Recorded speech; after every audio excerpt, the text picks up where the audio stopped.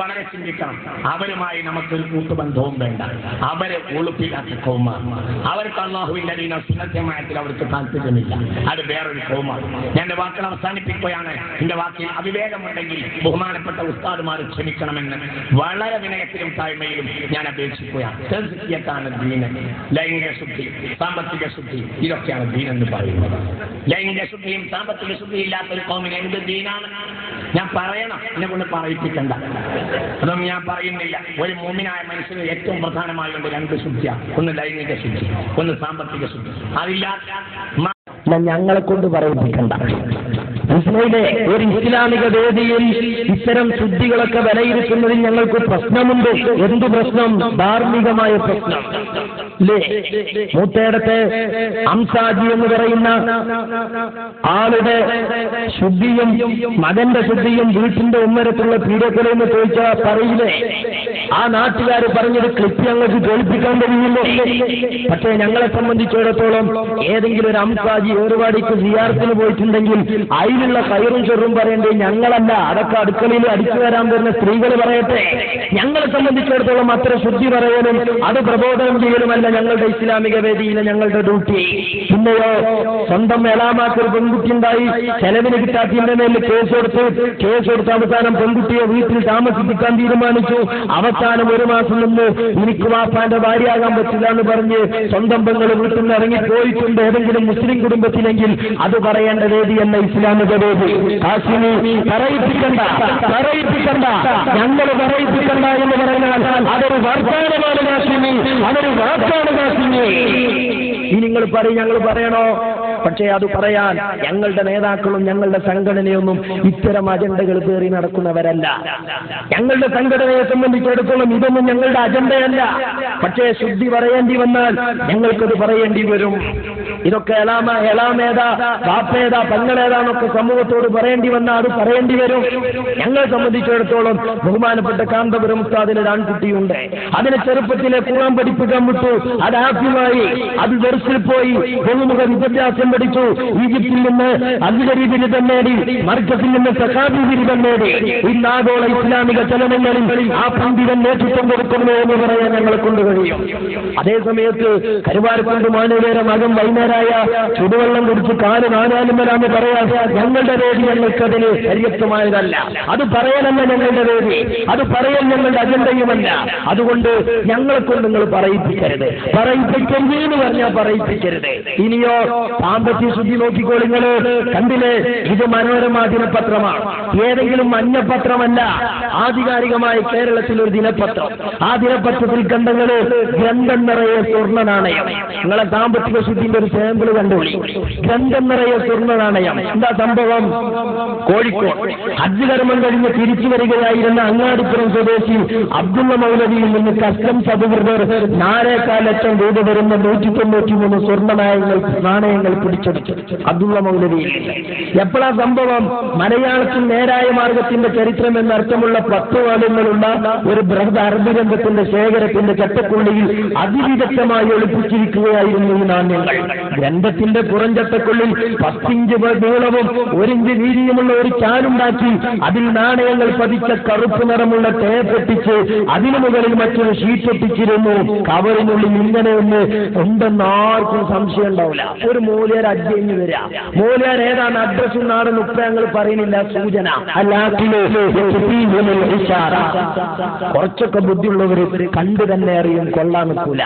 അതുകൊണ്ട് ഇവിടെ ചുരുക്കാൻ നോക്ക്. സംഭവം മുൻകൂട്ടി സൂചന ലഭിച്ചതനുസരിച്ച് കസ്റ്റംസ് അസിസ്റ്റന്റ് കളക്ടർ IS ചിക്കോസ്റ്റയുടെ നിർദ്ദേശാനുസരണം വലിയൊരു സംഘം ഉദ്യോഗസ്ഥന്മാർ മൗലവിയുടെ വരവും കാത്തു കഴിഞ്ഞ 3 ദിവസമായി വെങ്ങളം റെയിൽവേ ഗേറ്റിന് സമീപം കാത്തിരിക്കുകയായിരുന്നു. നോക്കാൻ നിങ്ങളൊരു പരാക്രമം. ഒരു മൂല്യർ അജ്ജ് കഴിഞ്ഞത് വരുന്നതും കാത്തുകാണ്ട് ഒരു 3 ദിവസം പോലീസ് റെയിൽവേ സ്റ്റേഷനിൽ പോലീസുകാർ കാത്തുക പട്ടിണിയും കിടന്നേ.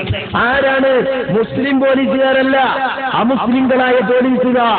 എന്നിട്ടോ വ്യാഴാഴ്ച രാത്രി ബോംബെയിൽ ഒരു ടൂറിസ്റ്റ് ബസ്സിൽ വന്ന മൗലവിയെ Kozhikode customs preventive superintendent Haridasan നായരും ഇൻസ്പെക്ടർമാരായ ഭാസ്കരൻ, വിജയകുമാർ എന്നിവരും സംഘവും പിടികൂടി.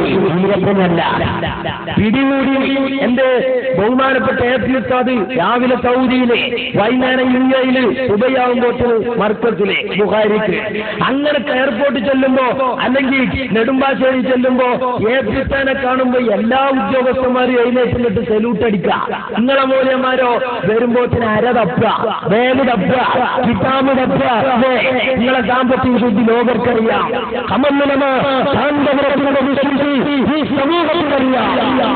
അത് നിങ്ങൾ വെറുതെ പറയിപ്പിക്കരുത് എന്നാ പറയിപ്പിക്കരുത്.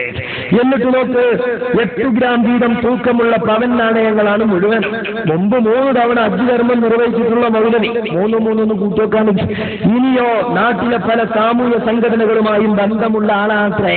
ആ സംഘടന ഏതാ നിങ്ങൾ പറയണോ? ആളാരാന്ന് പറയണോ? അഡ്രസ് ആരാന്ന് പറയണോ? പറയിപ്പിക്കണ്ട, നിങ്ങൾ പറയിപ്പിക്കണ്ട. ഞങ്ങൾ പറഞ്ഞ അതൊരു വാക്കാ. ഇനിയോ ഇവിടെ ഈ രൂപത്തിൽ എന്നിട്ട് AP ഉസ്താദിനെ വളരെ വികൃതമായി ചിത്രീകരിച്ചു. നായിയോട് ഓർമ്മിച്ചുകൊണ്ട് ഇയാൾ സംസാരിച്ചു. അങ്ങനെ സംസാരിച്ചു എന്ന് മാത്രമല്ല, സമയപരിധി കൊണ്ട് ഞാൻ വിശദീകരിച്ചു പോകുന്നില്ല. അങ്ങനെ പറഞ്ഞിട്ട് ഇയാൾ പറഞ്ഞ എന്താണ്? മസലുൽക്കൽ. ആദ്യം ഇയാൾ പറഞ്ഞത് AP ഉസ്താദ് ഇങ്ങനെയൊക്കെ ഉളുപ്പില്ലാത്ത കൗമാണ്, ലൈംഗിക ശുദ്ധി ഇല്ലാത്ത ആളാണ്, സാമ്പത്തിക ശുദ്ധി ഇല്ലാത്ത ആളാന്ന് പറയുമ്പോ സ്വാഭാവികമായും ചിലർക്കെങ്കിലും ഒരു സംശയം വരും. എന്താ, അങ്ങനെയൊക്കെ ഒരു ആലിമിനെ കുറിച്ച് പറയാൻ പറ്റുമോ? അദ്ദേഹം ഇൽമില്ല ആളല്ലേ എന്നൊരു തോന്നലുണ്ടോ? അതിനെ തട്ടാൻ വേണ്ടിയിട്ടാ പിന്നെ ഇയാൾ പറയുന്നത് ഇൽമിൻക്ക് അത്ര പ്രശ്നമൊന്നല്ല. ഏത് ഇൽമ്? കാന്തപുരം ഉസ്താദിന്റെ ഇൽമ്. പക്ഷേ ഞാൻ ഓർത്തത് പണ്ട് മാപ്പിള നാട്ടിൽ നിങ്ങൾ EK ഉസ്താദിന്റെ ഇൽമു അങ്ങനെ പറഞ്ഞതാ. EK ഉസ്താദിനെ തെറി പറഞ്ഞ കാലത്ത് ഒരാൾ ചോദിച്ചത്, അല്ല ശംസുൽ നമുക്ക് ഇൽമില്ലേന്നാ അന്ന് പറഞ്ഞത്, ഇബ്ലീസിന്റെ ഇൽമല്ലേന്നാ. എന്നിട്ട് ഇയാൾ പറയുന്നത് നോക്ക്, ഇൽമത്ര കാര്യമൊന്നല്ല, ഇൽമത്ര വലിയൊരു സംഗതിയൊന്നും ആരും പറയണ്ട, ഇൽമത്ര വലിയ കാര്യമൊന്നുമല്ല, ഇൽമത്ര വലിയൊരു കാര്യമായിട്ട് എനിക്ക് തോന്നിയിട്ടില്ല. ഇതെന്തിനു പറഞ്ഞതാ? AP ഉസ്താദിനെ സംബന്ധിച്ച് ഇങ്ങനെ കടന്നാക്രമിച്ചപ്പോ എല്ലാരും മരവിച്ചു പോകില്ലല്ലോ കൽബ്. അപ്പൊ ആ ധാരണ തിരുത്താൻ വേണ്ടി പറഞ്ഞ പിന്നെ ഇൽമില്ല എന്നുള്ളതല്ലേ. ആ ഇൽമിൻക്ക് അത്ര പ്രശ്നമൊന്നുമല്ല അല്ലെന്ന് ഇയാൾ ആവർത്തിച്ച് വീണ്ടും പല ഫോൺ വിളികളിലും ഇയാൾ പറഞ്ഞതാ. ആവശ്യം പോലെ നമുക്കത് കേൾക്കാവുന്നതും കേൾപ്പിക്കാവുന്നതുമാണ്. എന്നിട്ട് ഇയാൾ പറയുന്നത് എന്താ? സ്വാഭാവികമായും ഒരു വിഷയം പറഞ്ഞിട്ട് അതിന് ആയത്തോടുമ്പോ ആ ആയത്തിന് ആ വിഷയത്തോട് ബന്ധമുണ്ടായിട്ടല്ലേ പറയുന്നത്. വിശുദ്ധമായ ഖുർആനിൽ ഒരു പുരോഹിതൻ പിഴച്ചുപോയതിനെ സംബന്ധിച്ച് ആ പണ്ഡിതനെ നായ എന്നത് ഉപയോഗിച്ച് പറഞ്ഞ ആയത്ത്, ആ ആയത്ത് എന്തിനാ ഓതുന്നത്? ഞങ്ങളൊക്കെ മനസ്സിലാക്കിയെടുത്തോളം ഒരു വിഷയം പറഞ്ഞിട്ട് ആയത്തോടുമ്പോ ആ വിഷയത്തിന് ഉപോത്ബലകമാണ് ആയത്ത് എന്നാണ്. അതുകൊണ്ട് തന്നെയാണ് അയാൾ ആയത്തേതിയതെന്ന് ഒരു സംസാരത്തിന്റെ ശൈലി തിരിയുന്ന ബോധത്തോടെ ക്ലാസ് വെക്കുന്ന എല്ലാവർക്കും അറിയും. പിന്നെ ഇന്നിയാറാറ് ദിവസം ഉറങ്ങിക്കേൾക്കുന്ന ആൾക്കാർക്ക് പിന്നെ അതിനെ ന്യായീകരിക്കാൻ കഴിയും. നിങ്ങൾ പറഞ്ഞേക്ക് മസലുൽ കെൽബ് എന്ന് പറഞ്ഞാൽ കെൽബിന്റെ താഴെ കാരണം കെൽബ് മുഹ്തറമാണ്. അങ്ങനെ ഉണ്ടായിട്ടുണ്ട് മസലുൽ കെൽബ്. ഇതെന്തിനാ ഇയാൾ പറഞ്ഞത്? AP ഉസ്താദിനെ കടിഞ്ഞുപോയ ഒരു പണ്ഡിതനോട് കൂട്ടിക്കെട്ടാൻ പറഞ്ഞതാ. എന്തിന്? കൗമിന്റെ കയ്യടി കിട്ടാൻ. എന്തിന്? ചേളാരി കമ്പനിയിൽ നേതാവാകാൻ. എന്തിന്? തന്നെ വിശ്വപ്രസിദ്ധ ഖുർആൻ പണ്ഡിതനായി താങ്ങാൻ ആളെ കിട്ടാൻ. ഈ തോന്നിവാദത്തിന് വേണ്ടി അദ്ദേഹം നടത്തിയ ജൽസനങ്ങളാണ്. പക്ഷേ ഇത് ജനങ്ങൾക്കിടയിൽ ഫ്ലാഷായപ്പോൾ ഇത് വൈകാരികമായി ആഞ്ഞടിച്ചു. ഒരു കൊല്ലം കഴിഞ്ഞിട്ടും ഇതിന്റെ പ്രശ്നം അലയലികൾ അടങ്ങിയിട്ടില്ല. അപ്പോഴാണ് ചില ആളുകളെ പിന്താങ്ങാനും നന്നാക്കാനും വേണ്ടി വിട്ടു. എന്നിട്ട് ഇവര് പറയാ, യഥാർത്ഥത്തിൽ എന്തിനാ ഇത് ഉപയോഗിച്ചത്? അത് മുൻകാലത്തിൽ ഒരു പണ്ഡിതന്റെ വിഷയം പറഞ്ഞതാണ്, കാന്തപുരം ഉസ്താദിന്റെ വിഷയം പറഞ്ഞല്ലാന്നാ. അങ്ങനെയാണെങ്കിൽ ഞാൻ ചോദിക്കട്ടെ, കാന്തപുരം ഉസ്താദിന് ഇൽമില്ലേ പറയാൻ പറ്റുമോ? ഇനി അങ്ങനെയല്ല, കാന്തപുരം ഉസ്താദിനെ സംബന്ധിച്ച് മുമ്പ് പറഞ്ഞൊരു വിഷയത്തിന് തെളിവായിട്ടല്ലേ ആയിത്തീരുക എന്ന അതിനെ താങ്ങണ കോലം കണ്ടു. ഇനി യഥാർത്ഥത്തിൽ മേൽശകലം എവിടെ, എന്തിന് ഉപയോഗിച്ചു എന്ന് നിങ്ങൾക്കറിയണ്ടേ? ലക്ഷ്യം തെറ്റിയ ഇൽമിലൂടെ അപകടിച്ച ഇസ്രായേലി പണ്ഡിതനെ കുറിച്ച് വിശുദ്ധ ഖുർആൻ പറഞ്ഞത് ഖാസിം ഉസ്താദ് ഉദ്ധരിച്ചു. എന്തിനുദ്ധരിച്ചു സഹോദര? എന്തിനുദ്ധരിച്ചു പോയക്കാരാ? AP ഉസ്താദിനെ ഓർമ്മിക്കാനല്ലേ? മുമ്പ് പറഞ്ഞൊരു വിഷയത്തെ സ്ഥാപിക്കാനല്ലേ ആയത്തോട്? ആ ആയത്തിനോട് ഉപോത്ബലകമായി തന്നെ സംഭവങ്ങൾ പറയാ. പക്ഷേ ജനങ്ങൾക്കിടയിൽ നിങ്ങൾക്ക് താളം തെറ്റാൻ തുടങ്ങി. പൊതുസമൂഹത്തിന്റെ വികാരം നിങ്ങൾക്കെതിരെ ആഞ്ഞടിക്കാൻ തുടങ്ങി. എന്നിട്ട് ഈ തോന്നിവാസത്തെ സംബന്ധിച്ച് ഇദ്ദേഹത്തിന്റെ പിന്നാമ്പുറം താങ്ങികൾ പറയാ, ജാമ്യയിൽ വെച്ച് ഇയാൾ ചില വസ്തുതകൾ തുറന്നടിച്ചു. ജാമിയ നൂരിയയിൽ വെച്ച് ഉസ്താദ് കാസിമി വസ്തുതകൾ തുറന്നടിച്ചു. വസ്തുതകളല്ല വിഡ്ഢിത്തങ്ങളും വായാടി